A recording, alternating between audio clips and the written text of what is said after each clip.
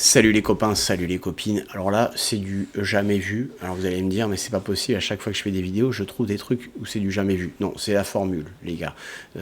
Moi, j'ai rien inventé. C'est la formule des choses qu'on regarde, parce que là, c'est du jamais vu. Mais ça aurait peut-être dû arriver depuis un petit moment, quand même, faut pas le dire. 600 policiers en grève à Marseille. J'ai dit 600. C'est parce que c'est un titre qui est annoncé. Mais tu peux partir sur plus, je te le dis. Et puis si en plus ça se contamine sur d'autres villes, qu'est-ce qu'ils vont faire le pouvoir? Mais comment ils vont faire pour être défendus par la population haineuse face à eux, hein? Et tous ces gangsters à Paris, ah ben non, à Marseille, eh ben ils vont faire la grève aussi, ils vont dire voilà, il n'y a plus la police, nous on y va calmement. Non, blague à part, qu'est-ce qui se passe là? En fait, j'ai même pas traité. J'ai pris les articles, j'ai dit on va les découvrir ensemble parce que c'est complètement fou. 600 policiers en grève, c'est pas sur une ville comme Marseille où c'est aussi chaud. Bah là c'est open bar quoi. Donc là après les émeutes, dégroupage total. Mais est-ce qu'ils sont pas dans leur bon droit, je veux dire les policiers? Est-ce qu'on les prend pas un peu pour des à force? Et est-ce que ça ne devait pas arriver depuis un moment? Et ça leur pendait pas au nez quoi. Je veux dire au gouvernement d'avoir les policiers qui fassent un peu un step back générique, on attaque les amis.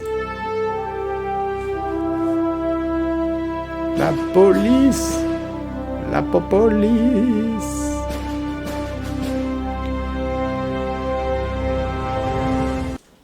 Alors, on apprend. Alors là, on va attaquer direct dans le. Alors, j'ai tapé quoi? C'est quoi? Les valeurs. Je sais pas ce que c'est comme journal. Les clubs VA. Valeurs.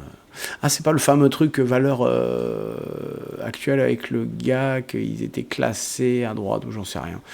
Mais ouais, ça doit être ça, je crois, qu'ils font polémique. Enfin, moi, j'ai toute une série de liens de mainstream, donc j'ai pris le premier qui venait en fait et je les ai tous ouverts.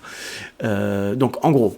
Donc on va revenir sur l'article en question. Donc qu'est-ce qu'ils disent ces braves gens? Donc là on va regarder juste en gros le truc, parce que moi j'ai vu partout 600, ok, mais je veux juste qu'on décortique, puis après on va regarder.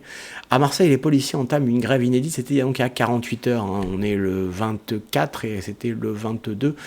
4 policiers de la brigade anticriminalité BAC ont été mis en examen le jeudi 20 juillet. L'un d'eux même a été placé en détention provisoire, provoquant une colère inédite dans la police. Alors, avant qu'on analyse et qu'on regarde un peu tout ça, je veux juste quand même dire une chose, c'est que il n'y a personne de parfait des deux côtés, ok? Il n'y a pas de gangsters, il y a peut-être des gangsters romantiques, hein, sans armes ni violence, je ne sais pas quoi, c'est probable, mais il y a aussi des gangsters en général. Un gangster, il y aura plus de gangsters méchants, j'imagine, voyous, sans foi ni loi, ou peu importe, sans code, que de policiers, hein. Le policier, quand même, à la base, c'est quand même, il s'est lancé pour défendre pour des principes. Par contre, voilà, chez les policiers, tout n'est pas parfait non plus. Il y a aussi des ripoux, ça j'en suis sûr. À titre personnel, ça m'est arrivé moi aussi plusieurs fois. Je sais pas si on voit bien ma tête, mais il faut croire que voilà, je suis monsieur tout le monde, on va dire. Ben ouais, parfois il m'est arrivé d'être contrôlé, agressé, même ça n'a pas été jusqu'au cou, ça n'a pas été traumatisant, mais ça reste dans la mémoire. On va pas faire pleurnicher là les gens, ouais, t'as un chien, t'as des trucs. Moi, je vous dis, je suis pour plein de choses qui font que la France doit s'améliorer, et quitte à avoir un peu d'ordre, évidemment. Mais je sais aussi qu'il y a des débordements des deux côtés, et c'est dommage parce que si tu veux, il y a un cadre à mettre. Enfin, je sais pas quoi te dire honnêtement par rapport à ces débordements de policiers, dans le sens où certainement qu'il y en a qui doivent être épuisés et faire du zèle et tout. Moi, à titre personnel, dans des grandes villes comme Bordeaux ou Paris, il m'est arrivé de marcher, et même en Espagne où j'ai grandi, je sais pas, je vous donne un truc comme ça, mais on parle de la police française, donc on va pas commencer à flinguer la police du monde, mais quelque part je leur pardonne. C'est con, hein, parce que je leur pardonne, quoi, quelque part. Je sais que moi j'ai des flics qui m'ont dit excusez-nous, voilà, quand une fois qu'ils m'ont vu parler, ils m'ont dit bah excusez-nous, enfin ils m'ont pas dit excusez-nous, pour être franc, mais voilà, enfin je sais pas, je vais vous raconter, ça va être plus simple. Un jour je rentre du foot, il est je sais pas, il est 18-19 heures, c'était il y a 10 ans, je le sais parce que c'était une semaine avant la première élection de Nicolas Sarkozy. Et je sais plus en quelle année il a été, mais je me rappelle que c'était et je m'étais dit en rigolant, j'ai dit oh putain, s'il m'arrive ça, voyons, ça commence à être chaud là, à l'époque. Je rentrais du foot, j'étais en crampons déchaussé sur le pont de Pierre à Bordeaux, si vous connaissez, je sais pas si vous connaissez. Il était 19h, 18-19h, j'avais joué toute l'après-midi, j'étais en crampons déchaussé, donc je marchais avec les crampons et un ballon, avec les lacets qui traînaient et des crampons moulés. Donc voilà, j'ai cru que c'était une blague, en fait. Quelqu'un est venu me plaquer, donc contre les mains dans le dos, tout de suite. J'ai juste senti des mains qui me mettaient des mains dans le dos. J'ai dit, c'est un pote qui me fait une blague. Et la chronique, c'était pas ça, c'était pas de la pleurniche, les gars, que je vous fais là. C'est juste pour vous dire qu'il y a des débordements des flics, ça, j'en ai aucun doute. Mais le problème, c'est qu'en face, il y a des voyous. Et donc voilà, mais on va terminer sur mes histoires, puis après on va passer à l'analyse. Et mine de rien, je soutiens quand même, ma foi, le mouvement des policiers.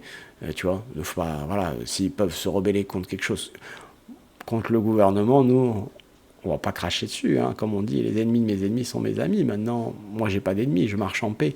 Mais bon, c'est cet adage-là qui existe. Donc du coup, j'étais sur le pont de Pierre, comme ça, à Bordeaux, et puis quelqu'un est venu me faire une clé de bras pour mettre des menottes, et puis je me suis retourné, et j'ai vu deux personnes qui étaient en civil, qui étaient donc des agents de la BAC, et en journée, hein, on est en fin de journée, hein, c'est pas du tout, voilà. Et puis voilà, et puis donc il y a eu ça. Et ça a duré 10 minutes, j'ai dit mais c'est pas moi, etc. Puis à la fin ils se sont rendus compte que je ne correspondais pas finalement, qu'ils cherchaient quelqu'un de basané, c'était moi mais c'était pas moi. Je me rappelle quand même d'une histoire où il y avait 4 mecs de cité, au moment où j'étais, à l'époque il y avait l'accès sur l'endroit où ça m'est arrivé, il y avait l'accès aux voitures. Et je me rappelle de 4 mecs qui s'étaient arrêtés pour regarder la scène, 4 mecs de cité, parce qu'ils m'ont vu en difficulté.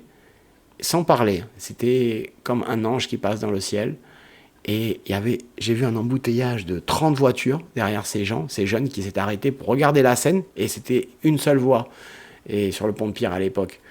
Et il n'y a personne qui klaxonnait. Tout le monde regardait. Eux, ils s'étaient arrêtés voir si ils allaient me frapper, s'il y avait bavure ou pas. Assez incroyable la scène.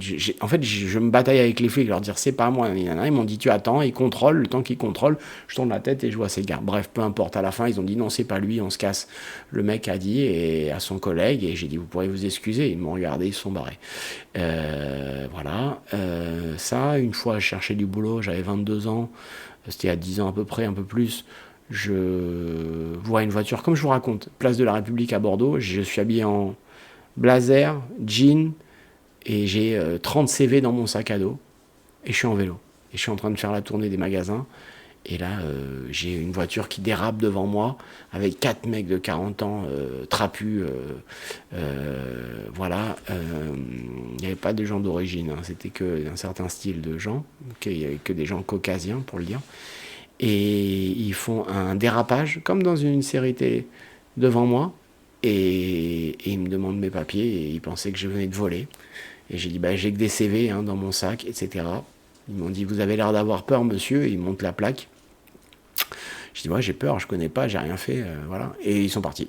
Et puis ensuite, il y a peut-être 3 ans, j'allais faire mes courses à 20h30, toujours à Bordeaux Centre, en vélo, avec un très beau sweat Nike, je veux dire d'une marque, on va pas partir à la polémique, c'est Nike, c'est machin, compagnie, c'est fabriqué par les petits enfants, ok, il n'y a pas de problème.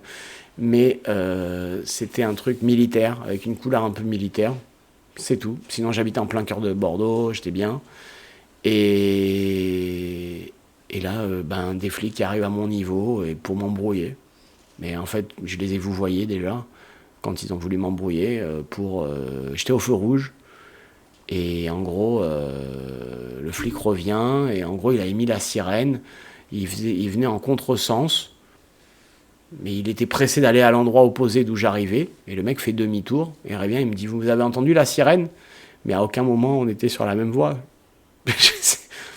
J'avais absolument aucun motif de me parler comme ça. Je lui dis, oui, je vous ai vu, qu'est-ce qui se passe? Et il me regarde et il fait, ah oui, vous nous avez vu, hein, vous nous avez vu, hein. Ah ouais, c'est ça, hein. Avec la tête à Fat Joe, c'est un rappeur, je sais pas si vous connaissez. Et il me dit, ah, vous nous avez vu, hein, vous avez vu, hein. Et ils repartent. Et un an je passe, comme ça, tu dis, mais attends, mais... Je savais que c'était de la police, parce qu'ils ont montré, tu les reconnais direct, le gars, c'était pas des C'était pas des voyous qui venaient m'embrouiller. Enfin, ils avaient mis la sirène précédemment, donc automatiquement. Et,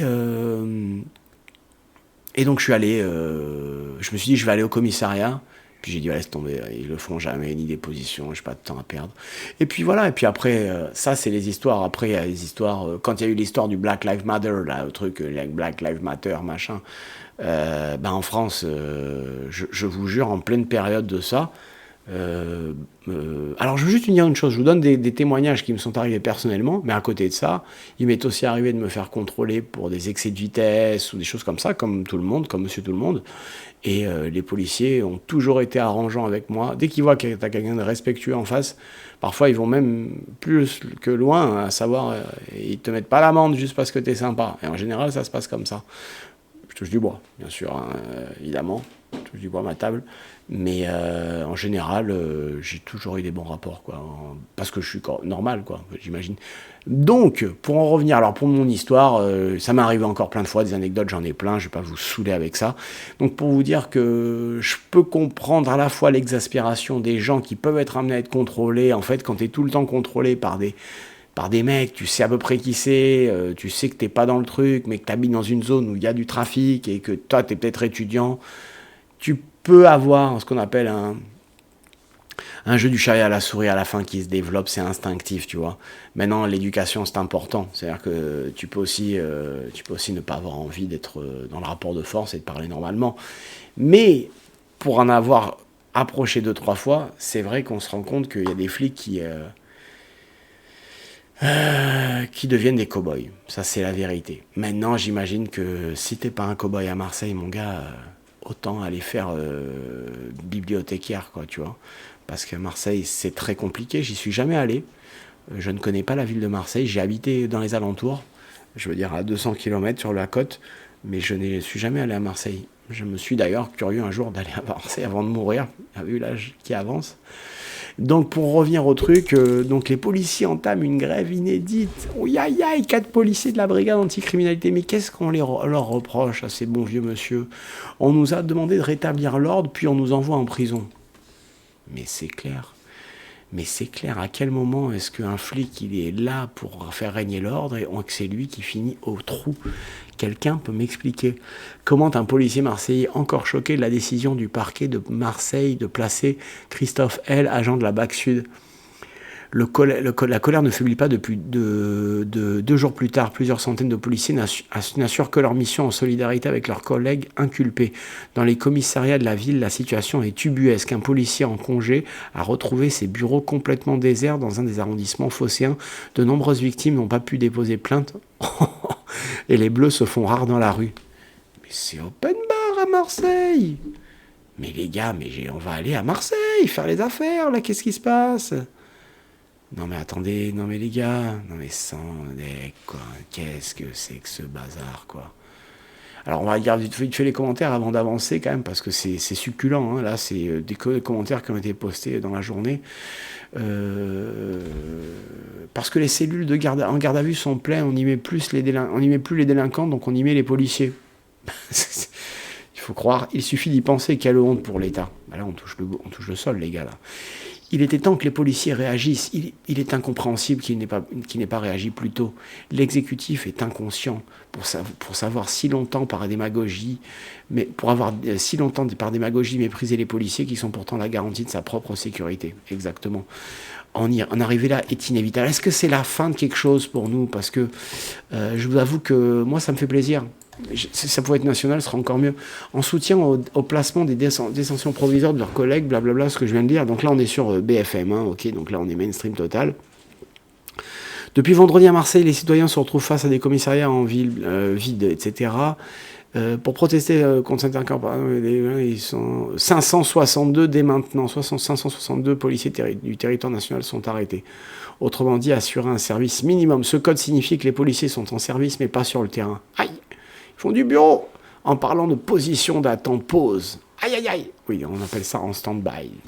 Les fonctionnaires mis en retrait ne sortiront du commissariat que si on les appelle. Ils ne satisferont pas la politique du chiffre. Mais comment ça, la politique du chiffre? On m'aurait menti. Je pensais que vous étiez... vous faisiez réellement pas de politique du chiffre. Je pensais que vous étiez juste là pour pour veiller sur les citoyens et pas pour faire des stats pour votre hiérarchie. On répond aux appels du 17. Et eux, ils doivent avoir mais un espèce de flux. Mais j'aimerais pas faire leur boulot. On reste là pour répondre aux appels des citoyens et assurer la protection des personnes. Concrètement, un appel pour un cambriolage ou une agression sera pris en charge et fera l'objet d'une intervention. Par exemple, les contrôles routiers ne sont pas assurés. Donc là, tu peux sortir, prendre le digestif, si je comprends bien. À Marseille, en ce moment, et voilà, il n'y a pas de souci, il n'y a pas de contrôle. Ok, affaire de Marseille, encore un collègue en détention provisoire. Mais c'est clair. J'ai commencé la vidéo en expliquant qu'il n'y avait pas je disais qu'il n'y avait pas de brebis noires chez les flics. Ok, mais en attendant, ils font un boulot incroyable et la justice ne donne pas suite. En réalité, eux, je suis sûr qu'ils font des arrestations, mais la justice les remet en liberté. Donc, les plaintes sont quant à elles la plupart du temps refusées. Un étudiant souhaitant déposer plainte pour s'être fait voler son téléphone a été conduit par un commissariat dans le centre-ville de Marseille. Voilà, c'est basique, un vol de téléphone. Outre le code 562 suivi par certains policiers, une centaine de fonctionnaires ont été blablabla, blablabla, blablabla. On va approfondir. Donc là, qu'est-ce que le code 562 qui permet aux policiers de se mettre en grève ? C'est le code 562, ils ont envie de se mettre en grève, c'est tout. Voilà, c'est tout. On sait que 400 policiers de Bouches-du-Rhône se sont mis en arrêt maladie. Ouais, non, mais si ça part sur toute la France, ça va être complètement dingue. En 2017, plusieurs milliers de CRS s'étaient mis en arrêt maladie pour protester contre une réforme de leurs conditions de travail. Certains policiers se sont même déclarés en burn-out. Non, mais là honnêtement, c'est quand même chaud pour le gouvernement. Là, parce que là, si les Marseillais, les policiers de Marseille ou autres s'arrêtent les lâches, c'est chaud. Grève du zèle des policiers à Marseille, les victimes renvoyées du commissariat vers des pré-plaintes en ligne. Ouais, c'est complètement le bazar, quoi. Peu de sirènes d'équipage de police dans les rues de Marseille, mais plus de monde devant les commissariats à Marseille. C'est incroyable. Au 3e jour de grève, ça c'est donc l'article de ce matin, il a 1 heure. Au 3e jour d'une grève du zèle larvé chez les policiers marseillais après l'incarcération, blablabla, tout ce qu'on vient de voir, blablabla. Les policiers du Mans en grève pour soutenir leurs collègues en détention provisoire, mais ça sort d'où ça ? Ah oui, non mais d'accord, les policiers du Mans étaient en grève aussi. Ouh là là, ça commence à sentir très mauvais. Je sens qu'ils vont avoir une augmentation de 2000 €. Je sais pas pourquoi, j'ai une vision. Donc on va juste jeter un coup d'œil à Twitter. Qu'est-ce qu'ils disent, qu'on rigole un peu. Les gens, ils n'ont qu'à se mettre en grève, plus d'intervention, c'est ce qui est en train de se mettre en place, t'as pas compris encore. Là, quand la police fera grève, ce sera l'anarchie totale. Bravo Macron. Le roi Telé a nommé juste avant le gouvernement de grève la Gestapo de la police. Ah bon ? Ouais, ceux qui se mettent en service minimum, c'est ça ? Photo de un voleur fonce volontairement sur les policiers de la BAC. Ça, c'est pas bien, ça. Attention, je ne soutiens absolument pas le mouvement actuel, mais je pense que dans un état de droit, on devrait avoir tout droit de grève, y compris la police. Oui. Plus de 1000 agents de police en arrêt maladie par complaisance, pas en grève. En tout cas de preuve est faite de l'existence de pression sur la victime de concertation avec des syndicats en roue libre. Il faut remettre de l'ordre dans la police nationale. Ouais, bon. Ça, c'est un peu caricaturé de mettre le truc du Ku Klux Klan sur un flic. Ouais, bof. Notre pays est gouverné par des incompétents macronistes, magistrats et journalistes. La police, mettez-vous vraiment en grève et rejoignez les Français et Françaises en mal du macronisme. Ouais, non, mais...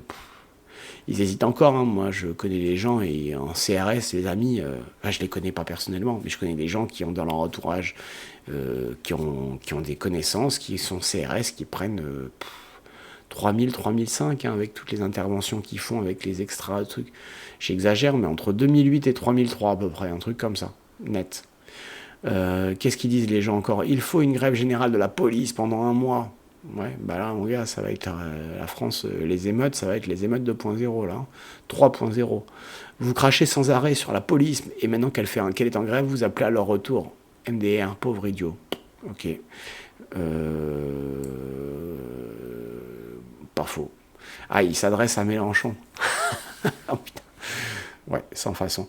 Ne plus être le torche pour être un bon gardien de la paix, c'est bien. Ne pas le faire quand le pays est en grève, soutenu par 70% de la population, c'est moins bien. Je ne peux m'empêcher de voir un opportunisme de la police et non un acte républicain.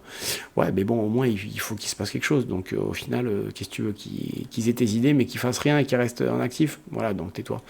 Une police qui fait grève pour une décision de justice totalement illégitime n'est plus une police républicaine au service du peuple, mais une milice au service de leurs propres intérêts.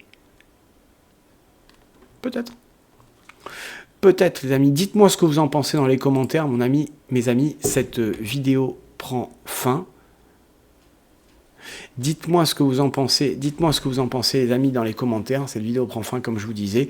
Partagez, likez, abonnez-vous, évidemment, le pouce bleu. Mais mettez-moi bien votre avis, s'il vous plaît. Vous savez que c'est important pour moi, pour nous, pour tout le monde, d'avoir votre avis et vos avis. Je vous embrasse, je vous dis à bientôt. Salut.